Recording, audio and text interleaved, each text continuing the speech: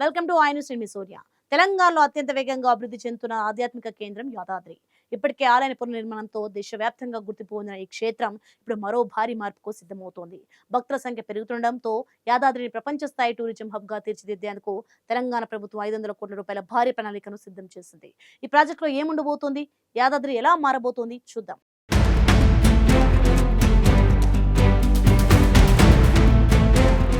యాదాద్రి లక్ష్మీ నరసింహస్వామి క్షేత్రం తెలంగాణ ప్రజల ఆధ్యాత్మిక విశ్వాసానికి ప్రతీకగా నిలుస్తోంది.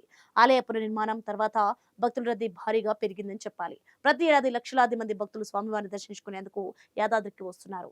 ఈ నేపథ్యంలో యాదాద్రిని కేవలం ఆధ్యాత్మిక కేంద్రంగానే కాకుండా అంతర్జాతీయ స్థాయి పర్యాటక గమ్యస్థానంగా అభివృద్ధి చేయాలని ప్రభుత్వం నిర్ణయించింది. ఇందుకోసం సుమారు 500 కోట్ల రూపాయలతో ప్రత్యేక మాస్టర్ ప్లాన్ ను రూపొందించింది.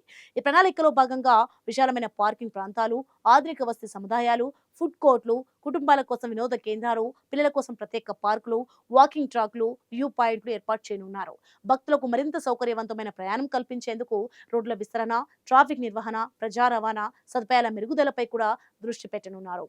అసలు యాదాద్రి రైల్వే స్టేషన్ ను కూడా ఆధునీకరించే పనులు కొనసాగుతున్నాయి. స్థానిక యువతకు ఉపాధి అవకాశాలు పెరగడంతో పాటు హోటల్, టూరిజం సేవా రంగాల్లో పెట్టుబడులు ఆకర్షించే అవకాశం ఉందని అధికారులైతే భావిస్తున్నారు. తిరుపతి, కాశీ, అయోధ్య తరహాలో దేశవ్యాప్తంగా గుర్తింపు పొందే ఆధ్యాత్మిక పర్యాటక కేంద్రంగా యాదాద్రిని తీర్చిదిద్దడమే ప్రభుత్వ లక్ష్యంగా కనిపిస్తోంది. ఒకప్పుడు సాధారణ దేవస్థానంగా ఉన్న యాదాద్రి ఇప్పుడు తెలంగాణకు టూరిజం బ్రాండ్ అంబాసిడర్ గా మారే దిశగా అడుగులు వేస్తోంది.